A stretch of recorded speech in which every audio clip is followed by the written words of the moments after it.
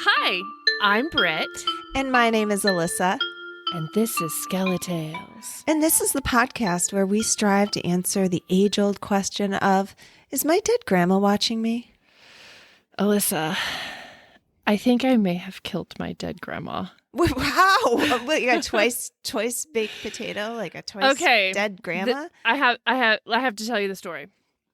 So two weeks ago, Wednesday, 2 weeks ago, I'm taking a shower around 5 early evening, and I'm washing my hair, and I see this cute little baby spider in the shower, and it's on my little shower caddy, and I'm like, you know what?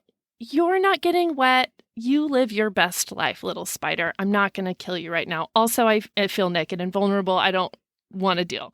So I rinse my hair, whatever, fine. Maybe 4.5 hours later, I'm sitting in my closet on the floor with my little table in front of me, and we are doing an interview. Okay. And so we're recording, not live, but we're recording. I've got to keep my shit together. I see this little black spider, same little guy on my shoulder, or maybe I should say girl. And I was like, holy shit, you stayed in my hair since the shower. That's terrifying. And so I brush the spider onto the floor. I'm like, live your best life on the floor. Not but 30, maybe 40 seconds later, on the whole other side of my table, the same little black spider walks up onto the tabletop. And I'm looking at my laptop, trying to interview this person, and I'm looking down, and this spider is just staying put, staring at me, and I'm like, Grandma? and then I squished it. Oh my God, Britt. I think I got her again. And then I felt so terrible. Instantly, I was like, I'm sorry, Grandma. But then I was like, that spider's gonna fucking taunt me. 3 times it came back to be like, Britt, it's me here. Hi, Grandma. This is my theory. Grandma hated the spider life. She is not living her best life in the life of a spider. And that's why she kept presenting herself to you in different places, in different ways, to try to get her to move on. She needed to get kicked out of that spider body. Now she's going to be maybe circulate into a your bat next pet or something. No. Rat. Oh, pet rat. Or a bat. I mean, none of those seem like the great lives, honestly, now that we've said we've had some rats die, so I am actually planning to get some more. I think my next rat has to be Grandma. That'll be the rat's name is Grandma. Oh, I love it. And then when that one dies of pneumonia, the dead grandma jokes will have a whole new meaning. We'll now just be talking about your rat haunting you. I like where this is going. Yes, I like we have plans. So we also talk about ghost stories, cryptids, UFOs, strange phenomena. Strange. Coincidental premonitions, near death things. Ooh. Yeah, brushes with death. Near-death experiences. We haven't told some brushes in a while. Not in a Brush while, up on no. our brushes. We tell all sorts of stuff. What are we talking about tonight? Do we? Well, I don't even think we've talked about what we're talking about tonight. I've got a few PNW stories just because I chatted with real people, and I got real stories. So getting out there on the field. Yeah, I love it. Good old ghost hauntings. Mine are also sort of ghosty, paranormally related stories. So here we are. Okay. These never get old. Should we begin? Do you have anything you want to talk about? Should we just dive? I just wanted to say I have not yet been visited by aliens. Just updating you on that status. Contact has not been made, so just let you know that. But that's I it. do feel like I came across an alien thing. I was like, oh, I need to remember to tell Alissa. And then I completely forgot because I couldn't care less. Just kidding. So several months ago, I put out a call on my next door and I was like, ghost stories. Yeah. And there was a girl, she was like, I have got some for you, but I need to write these out. But I think she was in grad school and was like swamped. And so finally, now that it is summer, she sent her stories in. So, and this isn't just one story. She like tells a lifetime of, but don't worry, it won't take a lifetime. Her name is Brittany, which is, I'm already fond of her because we share a name. But she goes through a list of like awesome haunted experiences, and it's gold. So I'm gonna tell you her stories. Love it. I love it. Okay, Brittany. Brittany. Brittany 2. Britt 2. Britt 1. Britt 2. These are all, it's all typed up. So I get it easy tonight. I just get to read. Here we go. So my mom and I believe we are followed by my grandmother's spirit. Girl, you are in the right place. I don't like to use the word haunted necessarily because for the most part, our experiences were just creepy, not really dangerous. So the beginning of this story start with my grandma, Linda. As a child, I've heard from family that she would have unexplained experiences herself, but never really talked about them.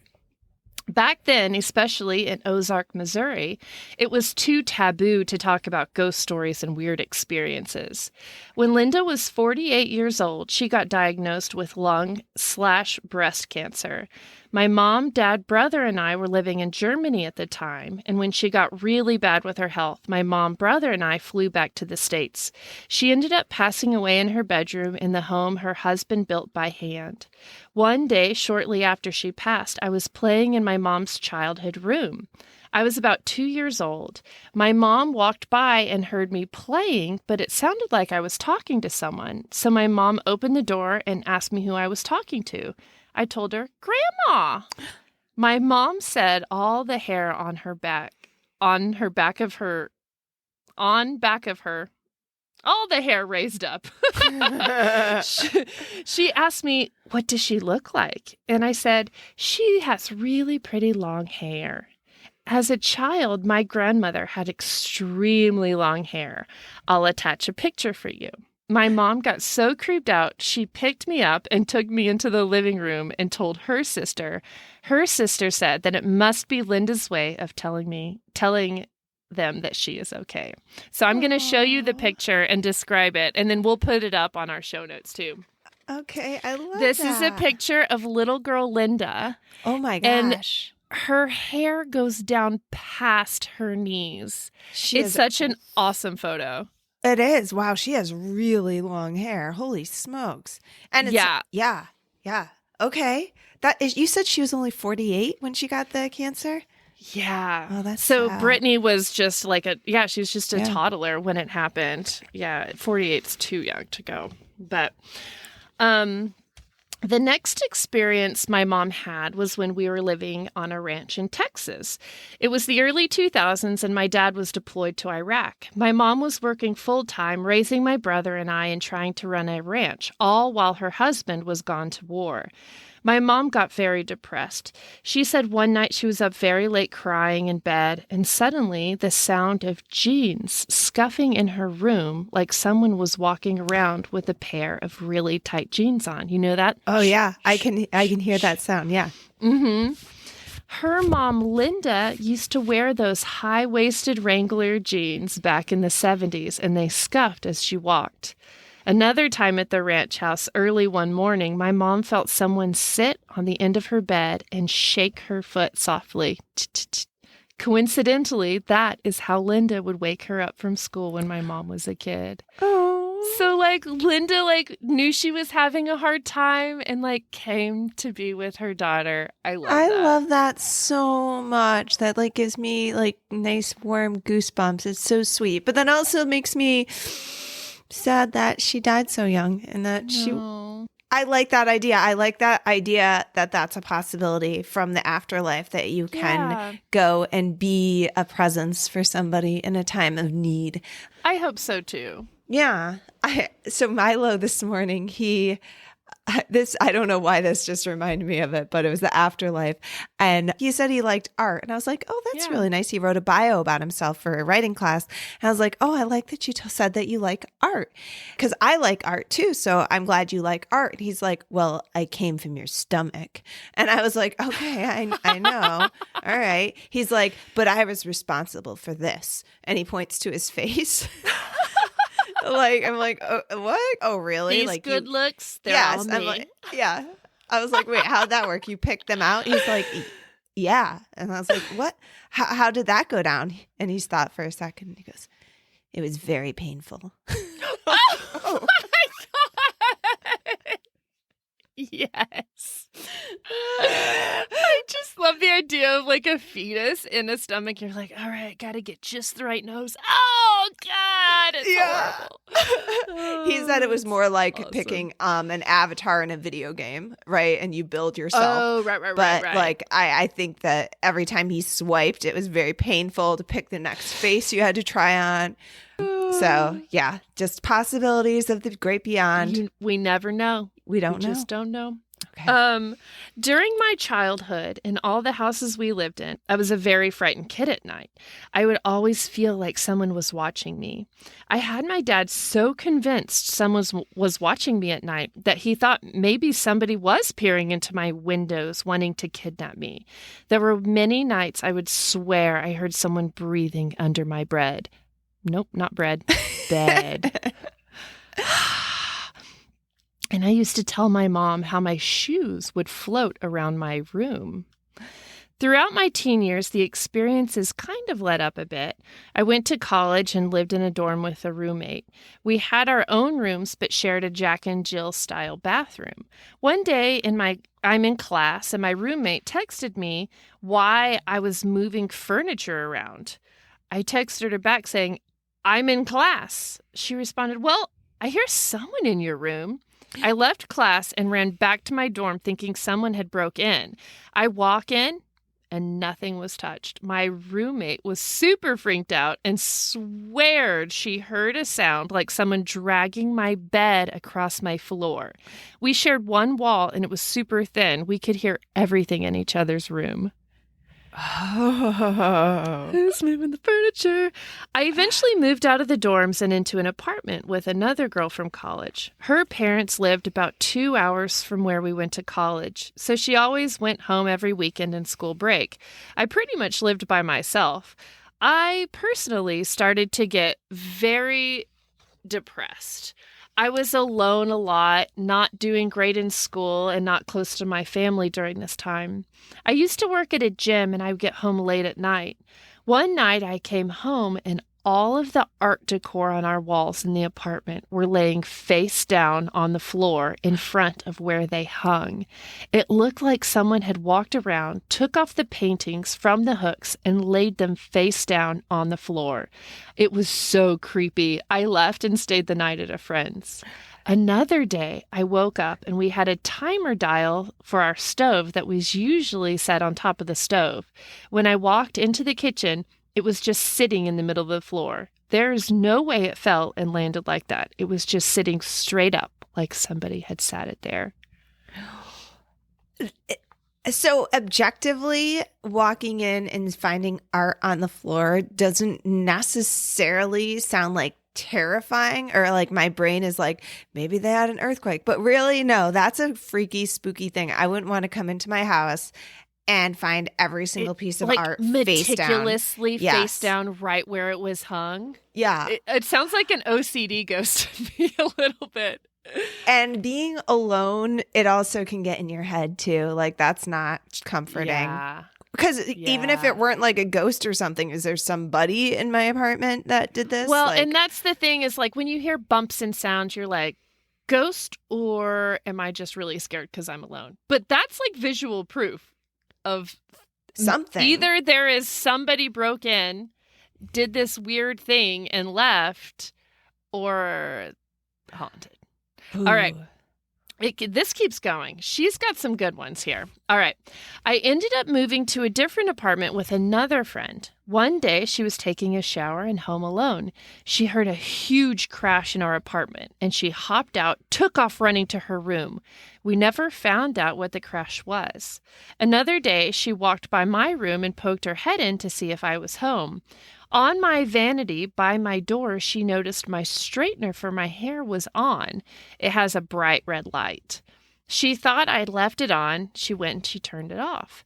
She went to the bathroom and walked by my room again, and she said this time the straightener was on again, but in the middle of my floor. It had burnt a hole in my carpet. On another night, I was home alone in the apartment, and I started hearing this random thudding sound. It was a distinct thud, but I couldn't figure out where it was coming from, and it was a random pattern. I had to be up early for work, and it wouldn't stop. It went on for like an hour. Finally, I said out loud, "Will you stop?" And it stopped, and I never heard it again. Eventually, my friend moved out, and my boyfriend at the time moved in to the same apartment. For Valentine's Day, I got him this heart-shaped snow globe that I put a picture of us on the back, like a picture frame, picture of the two of them on the back. One day, it went missing, and we couldn't find it anywhere. I looked under our bed, and the snow globe was under there with a picture ripped out. The only way to open the frame on the back is to do it with your nail. Ew. Well, not you. I mean, but you who could probably ripped use the a nickel. photo? That is crazy. Oh, you're grossed out by the fact you have to use your fingernail to get the picture out? Like, so someone, was using like a... Oh, yeah, they're... Wait, okay. Doesn't matter, Alissa. It doesn't matter the intricacies of the removal of a picture. If it's a screw... a nail or a nickel. Yeah. Okay, I will tell you, if anyone gets me a heart-shaped snow globe, it might go missing as well. So... Just hear that, Mitch? Hear that, Mitch? I don't know what happened to it. I don't know. Ghosts. Oh, oops. Darn. Yeah. Got broken. Okay. I'm sorry. I don't know why that tickles me. A few years after a few years, we moved to Austin. My parents lived in Belton, which is about an hour away, and we would visit them often. One day after work, we were supposed to drive up and hang out with my mom for the evening. I ended up getting off work early and tried to call her to let her know we would be up earlier than planned. She didn't answer. We just headed up anyways. I kept trying to call her and she kept not answering. We get to the house and her car is gone. We go inside and she's not there. So I say, let me try to call her again. It rings twice and someone picks up and says, "Hello?" and then hangs up. I had it on speaker. My boyfriend heard it as well. I said, "That's weird. Maybe she's having phone problems. Let me call again." So I call her again, and my boyfriend at the time said, "Wait, I hear a phone ringing." We go into her bedroom, and her phone is on her nightstand on the charger. We got so creeped out because we both heard someone answer the phone, but the whole time it was in her room. We left the house immediately until my mom got home, and she had been at the grocery store the whole time.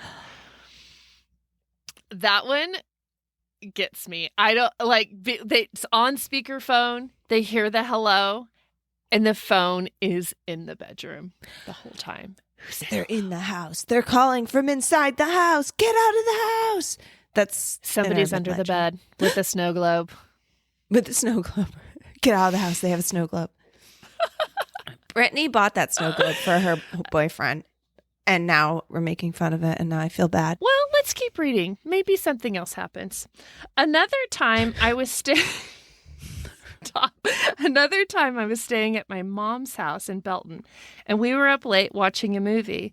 My mom got up to use the restroom. When she got back, she looked a little jittery. I asked her if she was okay, and she said right before she opened the bathroom door, she felt something whoosh right past her, kind of like when someone walks past you fast and you feel the wind off of them.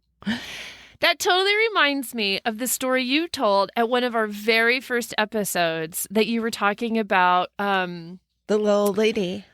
Yes, the little old lady in past. Yeah. Yes. Did I ever correct that story?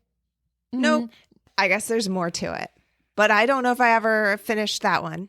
Maybe I'll just tell that next. Maybe I'll follow up with a little shorty one. And yeah, I'm curious now. All right, there's just a couple little more left.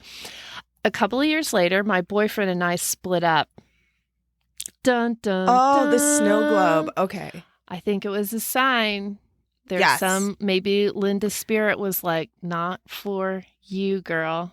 I ended up meeting someone new, and we moved into a house with him and another couple he has known for years.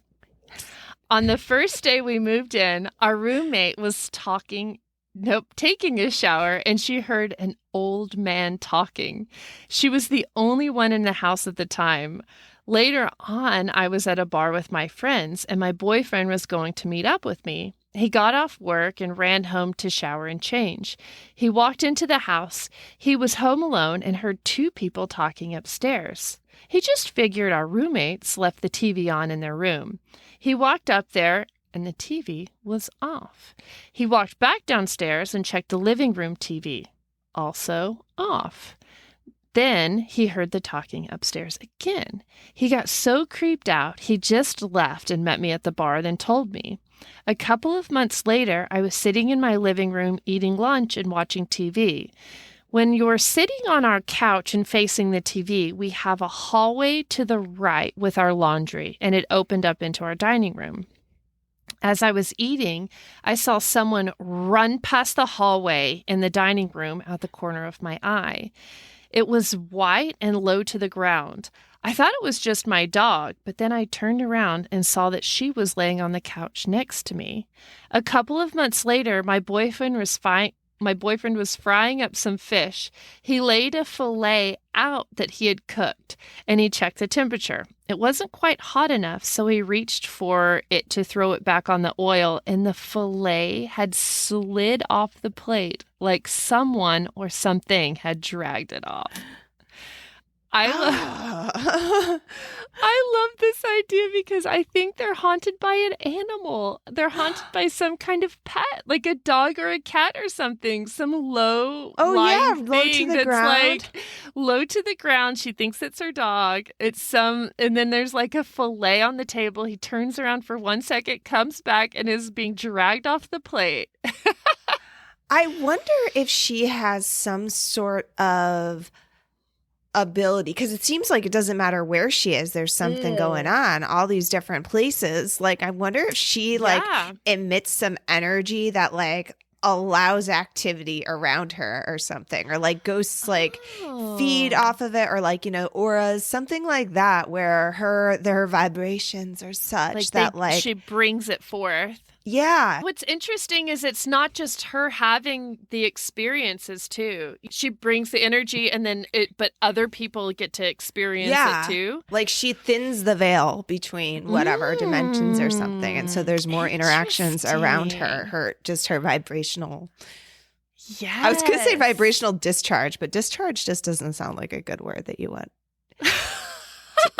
Her discharge. She has some really positive discharge. You know what? I'm really loving your positive discharge. I love the vibe of your discharge. Like, so gross. It's really a gross way to put it. Sorry about that. All right. One last one here that you're going to just love. This past week, we stayed in the Arlington Hotel in Hot Springs, Arkansas. This is a 96-year-old hotel and obviously haunted. Gary was sitting in one of the chairs on the second floor landing, and I told him I wanted to take a picture of him. I think Gary's her boyfriend at the time. Okay.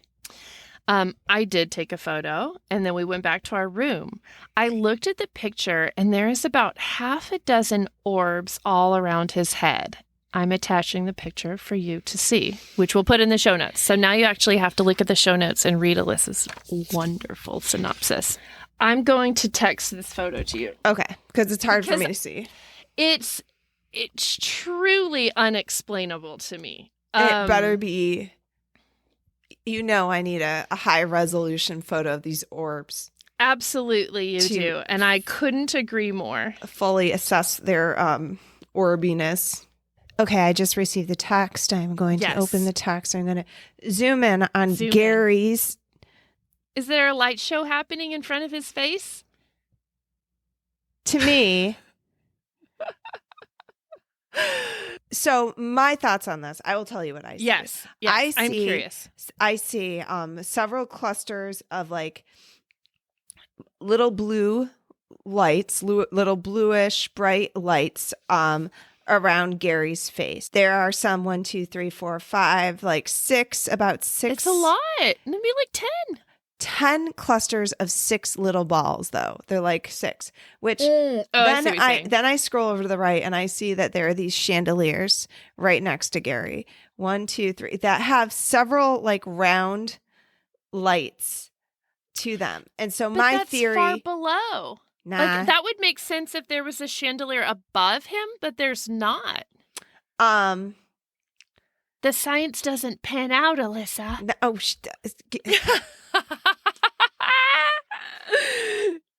we could just call it the unexplainable. Makes you so angry. There's a lot of glass. Light works in mysterious ways. It refracts, it reflects, it bounces. I'm going to say that this is not a ghostly phenomena. I believe that this is more just a trick of the lens, a trick of the light, and it is light from those chandeliers. I am not easily impressed by orbs. I've heard some interesting stories of orbs that are not solar flares, light flares, lens flare. It's lens flare. I'm sorry. I'm not buying. This one, I'm going to say this is plausible. This doesn't seem lens flary to me. I am now more picky about when I see the orbs. I'm like, okay. Now, if I saw these little blue floaty things on the floor and in this other chair and on the wall, I'd be like, okay, there's some sort of strange reflection thing happening. It's just around his face. Gary has very sparkly eyes. Gary, and this is you, man. Glistening off of his teeth and his eyeballs. You sparkle, Gary. Can I tell you that it genuinely at this point makes me angry that you will defend this picture of orbs and say it's ghosts and spirits. Yet I didn't say that. Well, then what's your UFOs? The Navy like showing you video and footage of UFOs. Yeah. You're like, it's a light. I think it's just the reflection of a cloud in the atmosphere or something. It's like a weather balloon, maybe. Yeah. Okay, but orbs here. This is Grandma. Obviously, definitely. Both. I can say for certainty, both are unexplainable. I disagree. True? God damn it. I think this picture can be explained. Alissa. Many of the other stories. I'm not calling full bullshit on Brittany. I'm going to be very hard pressed to ever believe a photo of orbs that looks like this. Okay. Yeah, I'm sorry. I knew that would get you fired up, but I wanted to show you anyway. You may as well shove that in a heart-shaped snow globe. So you can just I can throw it directly in the trash. He shook the glittery snow globe shortly before the photo was taken. Oh, okay. I'm more willing to buy that this is him trapped in the snow globe of doom. It's a representation of that heart-shaped snow globe. It's a real life snow globe, and he's the true love. Gary's the true love. All right. That's Brittany's stories. Those are good. Ended with a bang. What do you have there? You brought up the fact that Brittany's mom went to the bathroom and then she felt a being brush by her. And you mentioned, that reminds me of your story in Buffalo is the one you're talking about. So it turns out that old woman was not at the homestead. She was at the house that the Hannons lived in Buffalo. So that would be the Kennedy connection. Before they moved out to the old homestead, they lived in Buffalo, and my great-great-grandfather worked at a prison. And so he worked the night shift. And so he would come home late at night, and he actually ended up taking care of the kids quite a bit too, because he was home during the days and just had those shifts. So when like the kids were sick, he would always be the one who sat with them at night, or like when he got home in the morning. So when he would come home from his guard duties, a little old lady would rush by him and rush into the house every time he opened the door. Into the house. That's not what you want. You want them leaving. Right? And then he would come home and he would just see her sitting at the table, the living room table sometimes. Do you know his name? My great-great-grandfather's name? Yeah. His name was John Hannon. I'm pretty sure it was John Hannon. Yeah. Okay. John Hannon. And so so he would come in and she'd be sitting at the table and just I believe she would look at him. She would look at him and then go back to what he was doing, because that always creeped me out. The idea that she looked at him. I always pictured the librarian from Ghostbusters. Anyway, so she would look at him and just go back to what she was doing.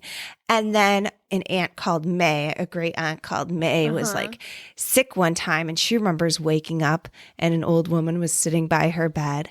And my great-great-grandfather, John, he would also like walk by when the kids were sick, and he would notice an old woman sitting by their bed. And so it was a very peaceful cohabitation. So legend has it, the man who lived there before, they were an older couple, and he passed away, but no one ever knew what happened to his wife. There was no record of his wife dying. There was like no record of what happened to his wife.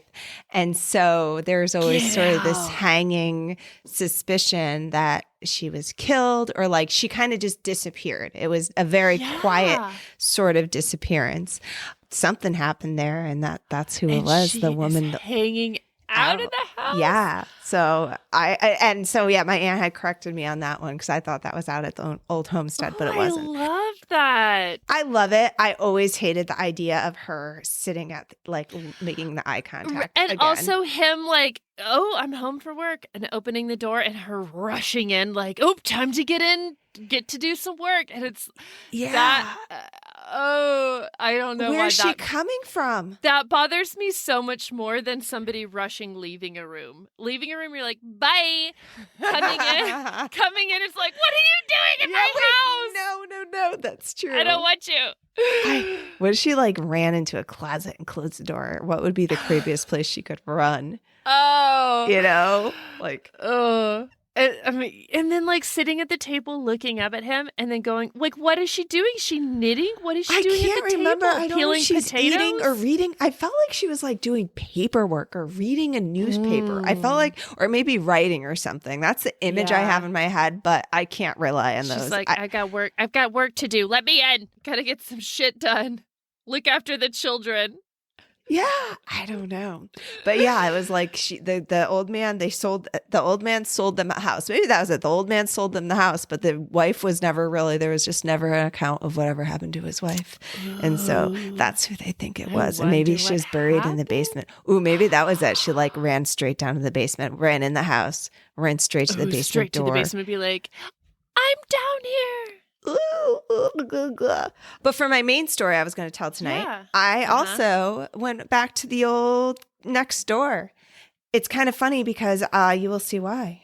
You will see why. I feel like there's some parallels. Is her name Brittany also? No, it is a gentleman. And named his Brittany. It's just Brett. Brittany. Brittany. The good old Brittany's. Brittany. So this one comes from Todd on my next door group, and he says he has childhood memories of shadow people. He says, I'm already excited about this. Okay. He says, I grew up in Kent Washington in the 70s and 80s. While I don't really consider my childhood home haunted in the traditional sense, my family built the home in a residential neighborhood in the 60s, I definitely recall a lot of strange occurrences from between the ages of 3 and 6. Some of my earliest memories involve frightening imagery of shadow people moving about our house. I didn't know who or what they were, just that they weren't part of our family. I remember becoming so terrified. I recall times where my mom would have to come, put me on her lap, and rock me until I calmed down. One of the clearest memories was of waking up and looking down our long hallway. My bedroom door was open, and seeing this very distinct, very large, dark figure just standing there. I should have asked him if he had a hat on, huh? I know. I couldn't make out any face or facial details, but I knew it was staring straight at me. I don't recall what happened after that, but that memory has always remained strong even to this day. Not like a dream memory, but an actual lucid waking memory. Yeah. It was during this time when a ghostly hand squeezed mine. I can remember this like it was literally yesterday. I had gone to bed. Cliffhanger. Okay. No. Sorry. I don't know what just happened. It just kind of glitched. I had gone to bed and I remember being unable to sleep. I was on my stomach with my right arm dangling over the bedside. No. The opposite side of the bed was against a wall. My hand was drooped downward. Suddenly, something took a hold of my hand and gently squeezed. No. As you can imagine, I let out the most blood-curdling scream a small child could muster. My parents were at my bedroom door within seconds asking me what was wrong. Of course, and predictably, I said there was a monster under my bed. And as you can imagine, they patronizingly checked under my bed, found nothing, and told me it was just a bad dream and to go back to bed. No. My protesting to the contrary fell on deaf ears, but there was nothing I could do but stay in my bed, petrified until dawn, and that's precisely what I did. The feeling of the fleshy hand was as real as any hand I have ever shook or held in my lifetime. It wasn't cold, it was warm, and the squeeze was very gentle, not in any way aggressive. To this day, even as a 52-year-old man, I still won't dangle my arm/hand over the side of a bed at night. Oh, God. So good, Todd. Okay, I have a good question for you. Okay. Milo, your youngest, screams bloody murder. You run into his room and you say, "What? Darling, what is wrong?" And he says, "I had my hand dangling and something squeezed my hand." What do you do? I say, walk it off. Walk it off. Get back into bed. You're fine. Would you really, though, now that you have the podcast and like all the spooky shit? Yes, is my final answer. What am I supposed to do? Okay, maybe I now think I would too, say, though. be gone. You're not welcome here. Give him a crystal. Light a candle. Throw some crystals under the I'm bed. not gonna light a candle in my calm a poor child? It's I'm the worst. That's my answer. I don't think maybe I might do something to like falsely make him feel better, but I wouldn't believe him. I don't think I would. I don't know. Like, and then later he'd be like, "Mom, that really happened." I don't know. It depends. If he was like super genuinely petrified, like, and I could see it. Follow-up question. You're laying in bed. You have your hand dangling, and something squeezes your hand, a warm, fleshy squeeze. What do you do? I wake up Mitch. And then he says, walk it off. He says what? He would very begrudgingly get up and go check things out. But there's nowhere under, like, no one could fit under our bed. We've got like a That's what would be bed. so fucking freaky about it, though, right? Right? Nothing can fit under here. What's squeezing my hand? Nothing's under the bed. You throw some crystals under there. Just spread those crystals around. Bust out my crystals. You just wake up in the morning, you're like, my feet are bleeding. from all the crystals on the floor. It's an issue. It's a hazard. I don't know what I would do. It's never happened. I'm sure I'd be freaked out. I'm sure I'd be upset. I don't know what I would do about it. Maybe I would get someone to come cleanse my house. Or I would probably think I imagined it. Very brief. Like I kind of think I would.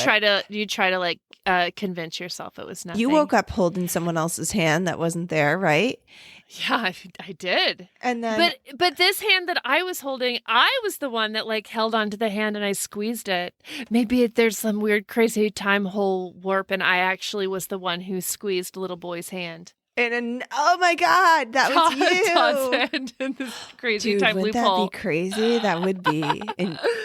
And then in your episode over there, your story, there was ghost touching hands, Wiggling feet, and squeezing feet. So maybe it was just a grandma or something, just giving him a little squeeze. It's true. It didn't try to pull him under the bed, which would have been the absolute most terrifying. It was just a gentle, 1,000%. I'm here with you. Yeah. I am. Oh, wait, I'm not done. I forgot. Sorry. Oh! Sorry. Someone comes back and says, I believe you. I had the same thing happen to me as a kid. Someone grabbed my right hand and squeezed it tight while I was in bed, not able to sleep. I was lying in bed, afraid I had seen something in the doorway. I will never, ever forget that. Scared the crap out of me. So Todd says, he's like, that's the first time I've ever heard someone share the exact same experience. Well, then you know how traumatizing it is. I don't get the impression it was an evil or negative spirit. I think it was the opposite, actually. Some kind of friendly guide or spirit letting me know I wasn't alone. Trouble is, there was no way possible that contact wouldn't still freak a kid out. Casper or not. He's referring to Casper, the friendly ghost. Yeah, the friendly one. And she comes back and said, yes, it was not a mean grasp, but kind of a handhold to calm me. So then that makes me think maybe it was like a good and evil. The shadow guys had like a bad intention, but they had something positive near them to try to calm them and keep the shadows away from them. I'm calling spirit guide. Ooh. Right? Psychic Alex talks about how we all have our spirit guides. Maybe that's who's there next to them, calming them. It's going to be okay. Yeah. Although crappy spirit guides, because they did the opposite. They totally freaked out big time. True. The intent was there, though. The intent came through. They both felt the squeeze and they both were like, this is freaky, but it's not, malicious. So yeah, we're okay with it, I guess. Are spirit guides different than guardian angels? Are those interchangeable words? Let's ask Alex. Yeah. Okay. So yeah, that's my little next door tale, my PNW, one of them, stories. And then I squeezed in the little buffalo one just because it came up and I'd been meaning. It's so good. Yes. It does make me want to find that house and be like, okay, let's solve this. Who lived here? Yes. Do some history search, land ownership. I know the general area of where they lived in Buffalo, but I don't know the exact address or anything. I've got one that can be like a short and sweet one. Do we have time or what do you think? Yeah. Okay? Yeah. All right. This story I have is from Taylor, and she says, or he, we will find out. I forget if it's a he or she. You can do a they. Thank you. They say, I've lived in the same house since I was 6 years old, and I've always said that there was something in the house. I was never comfortable as a kid being alone in the basement. Always felt like I was being watched, running up the stairs because it would feel so dark and heavy if I was just walking calmly up them. Fast forward a few years, and I got moved down to the basement bedroom because my sister, who was pregnant, wanted my original room as a nursery. Bitch. No, that was me. Got that. That was me saying. You get kicked out for your niece? They kicked Taylor. They kicked Taylor out for a nursery room. Let make the baby sleep with the mama. Okay, anyways. Babies don't need a whole room at that age. You'll figure that out. Actually, I just did. Never mind. Little things started to happen in the laundry room. I would hear noises. My shirt would get tugged on. The room would get cold. Eventually, it moved to my hair being yanked hard enough to pull my head back and the washing machine lid being slammed down by itself. Holy shit. Taylor. It's haunted as fuck. When I was younger, I used to share my bedroom with my nephew. He was probably around 3 years old at the time and completely attached to my hip. I was babysitting him alone one night while everyone went out to celebrate my sister's birthday. So I wonder, wait, they say when they were younger. Okay, so this must have been before her sister was pregnant having the baby. Maybe?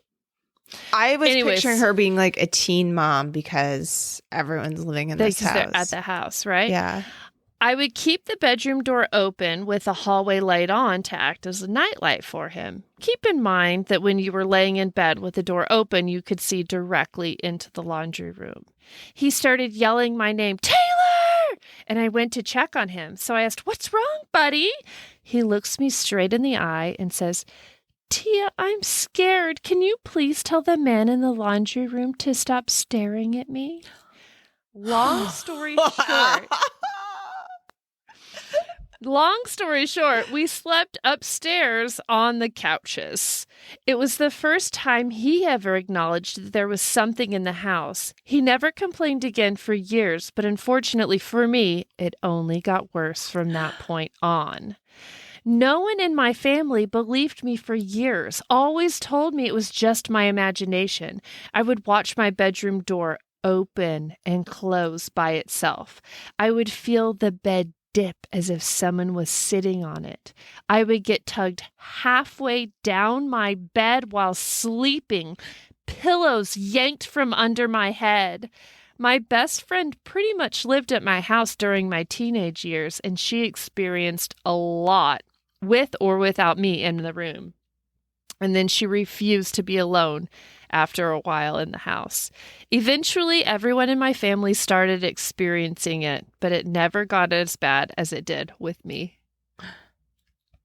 Isn't that so crazy? That is. For sure, my favorite part is the little boy being like, oh my God, Tia, please tell the man to stop staring at me. It's like, oh. And he pulled her by the hair. That's really creepy. Like aggressive, right? Yeah. This is aggressive spirit hanging in their house. I wonder if she ever looked into the history of the house or anything and like an evil man. Oh, that's so freaky. I don't like this idea of just evil entities or energies or something. Like, yeah, it does make me wonder that, like, what allows that to happen? Or, you know, like, is there something if Brittany, Britt point, too you has to like sage the shit out of that place. Just like seance candles everywhere, sage crystals, St. Anthony's, St. Christopher's, all the saints. But again, it seems like to be around her because no one else in the house is experiencing it, really. The nephew experienced it while she was like in close proximity to him, right? So again, is it something with the individual and the thinning of the veil around them? Ooh, there's just those people. They got it. They got it or they don't. I got a real thick lining to my veil. It's like leather. Yeah, leather. It's like leather a suit. Gilded chain meal. Is that what that's called? Chain mail? Chain mail. Chain mail. You're not eating it. It's chain meal. Wait, now are you talking about a series of letters that you're going to get cursed if you don't write a letter back? Is that the kind of chain mail you're talking about? No. You're talking about armor. Armor. Okay, that was my initial intent. Then I was like, wait, are we talking about pen pals? Letters. Chain letters. Chain mail. Oh, there needs to be more of those. Can we bring those back, by the way? I didn't know this tidbit. Apparently back in the 70s and 80s, so email was not around back then, but you have I'm sure received the email that was like, forward this email to 8 people or you're going to be cursed. I forgot about those. Yeah. Yeah. Apparently, it was a thing back in the 70s and 80s for people to literally handwrite these things. And they would mail them to people. You'd open this letter and be like, you're going to be cursed if you don't write these to 8 people. And it's always signed anonymous. Apparently, my dad was such a sucker for these things. He used to write out these and then you have to write 10 or whatever. And he's like, oh, God, thank goodness I was about to be cursed. That's what I was thinking of when I said chainmail. That was what I was thinking about. I forgot about the whole email thing. Yeah, I thought about the chain letters. Because occasionally you'll get those still now. It's send postcards to 10 people. And the kids end up getting these sorts of things. They're essentially chainmail. In the mail? Yes. Or in the email? No, in the mail. It is just... Really? Yeah, it's chainmail rebranded and be send 10 Seattle postcards to these kids on the list with 10 names. And then they'll send you with your name and then they'll send it to 10 kids. I don't know. I don't ever send them. So they don't send them to me because it will be a dead stop and it doesn't work on me. I'm not going to fall for your... See, I'm all about that. Nope. I'm all about that shit. I'm going to send you some. Here's my address. You'll be cursed if you don't. 4 or 5. Just kidding. It's a huge hassle. It's not even anything. There's no good information necessarily. It's not you're oh, hello, how are you, Britt? It's just I'm going to curse you. You're going to be cursed. I'm going to curse you if you don't forward this. I kind of love that cutthroat, oh God, I gotta do it now. Don't want to be cursed. You know what I like and I want to come back are vinegar Valentines. Have you heard of these? Never. That sounds horrible. On Valentine's Day, people used to send them to people they hated. They're like, hey, you're a real asshole. Just thought I would let you know today that I think that. Oh my God. Okay, new greeting card. Come Valentine's, my vinegar Valentines. I just saw a meme today that was glitter destroys the planet. The plastic doesn't decompose. What you need to do is hole punch some poison ivy, put that shit in an envelope, and send it to your friend. Oh, that's evil. That sounds like a great way to get some poison ivy yourself. I like that idea, though. I do like that idea. It's creative. Creative thinking. Organic. Not my idea. Glitter. Yeah, organic. Yeah. Natural. Yeah, it's all natural. It's a good old natural will upset poisoning. them equally, if not more than glitter. Or they're like, what are these seeds? Let me rub my fingers on it. Smell it. Oh, is this peppermint? Yeah. No, it's not peppermint. This is an organic face mask. All you need to do, crush it up, make it into a paste, apply it evenly to your face. Make sure it's actually really good for your eyeballs, too. Oh, that's evil. Your ears. Oh. Brush your teeth with it. No. And just died. Dead. That person just died. Yeah, no, that might be bad. Fucking poison ivy. Nasty. I'm not allergic to poison ivy. Fun fact. What? Never had it in my life. Oh, you're not allergic to it? I'm not allergic to poison ivy. Supposedly I had poison ivy, poison oak, and poison sumac one time as a kid, but I've just had mystery rashes. I think we established this very early in the podcast. I am prone to, I got the shingles. I'm just a sensitive person. That's it. So who knows if it was really all those. Except for ghosts, then not sensitive in the slightest. That might be the thing. It might actually not be poison ivy or anything environmental. It's actually ghosts. I just hive right up. I was like, go away. And then, blisters. I just blister and then they're up. just like, I curse you. Ta-ta. Yeah, they're like, that's gross. Rash.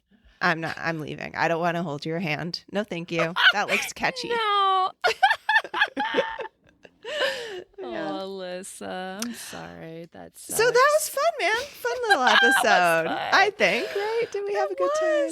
Yeah. Yes. Hey, guess what? What? We love your stories. Heck yeah, we do. We love everybody's stories.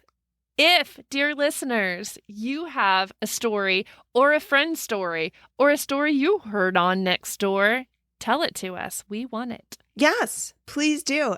Now that you're out and about having drinks, you know what? Bring a little notepad.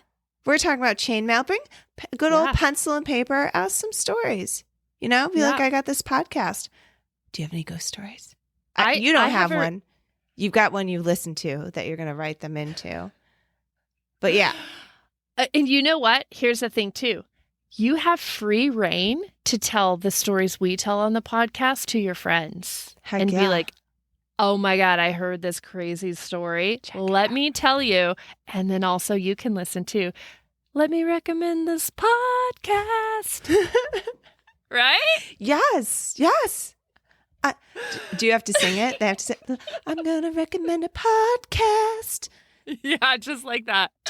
Take a note in your And then they get a notebook. beat going.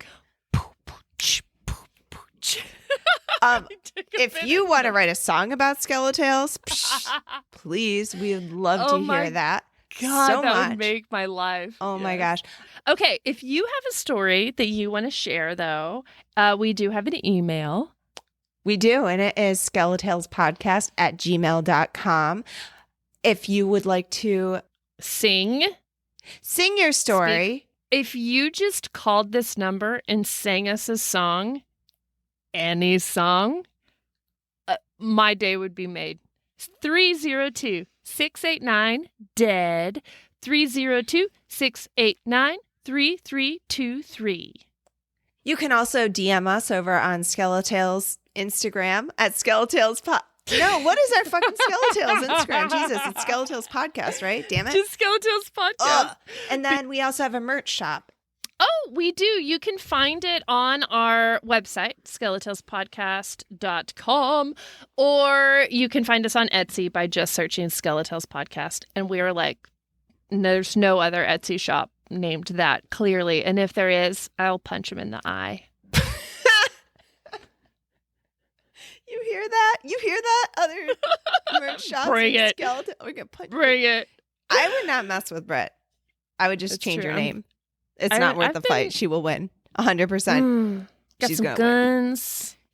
Also, I'm really tall. Yeah. That's about all I got. No, I wouldn't fuck with Britt. Don't fuck with her. I'll kick you in the shin. Oh. What? Do you think anyone should like us and review us and do all those things? They probably should. Share it. Tell a friend. Have your friend tell a friend. Bring it up at the next barbecue. Ghost stories. Yeah, you're seeing people now. They're an barbecues, excellent dinners. Icebreaker. Hey, have you ever seen a ghost? Hey, Britt. Britt, what are you doing? Are you drinking what? Britt. What am I doing? Hey, yeah. Haunt you later. Haunt y'all later. Good night.